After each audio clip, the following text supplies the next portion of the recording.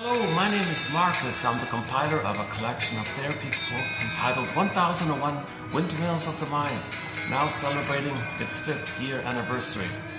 A collection of advanced self-help quotes, now well over 10,000, taken from what's often called the psychodynamic or the psychoanalytic perspective, which long ago, as I understand, was referred to by some as philosophical medicine or narrative medicine, helping us to narrativize, put into story form, formulate, piece together, put into words something that's pre-verbal, and there's trauma there.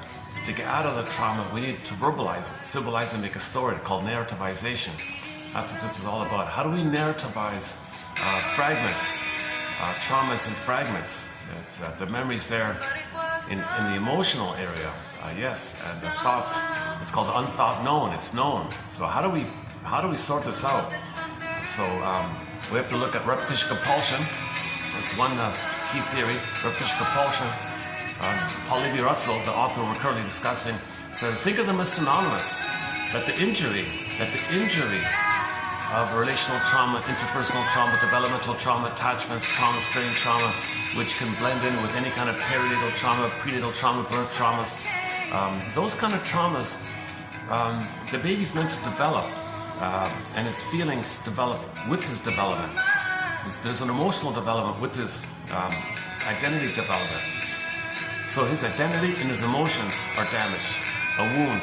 Okay, from the wound, Libby likes to say, think of it like how do we describe the wound? Well, go to the physical area. If there's a wound, there's a scar. Well, there's an emotional scar, and this emotional scar is represented in the repetition compulsion.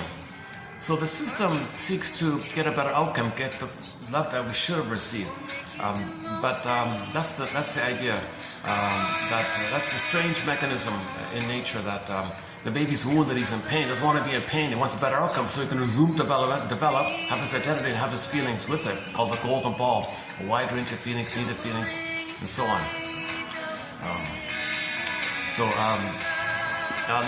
Paul Russell kind of makes a link between repetition compulsion and how affect, meaning feelings, there's a kind of development in your feelings. For example, if you're traumatized really early on, you're kind of operating from the stress response of the limbic system, fear and anger, shame, like that. It's just survival kind of stress response, quote-unquote feelings or affects. But really the feelings are meant to develop to what Melanie Klein calls the both and, or no, she calls it the presupposition, which is like the both and. So this is a broader range of feelings. So joy is there, and interest and curiosity about expressing yourself. So empathy.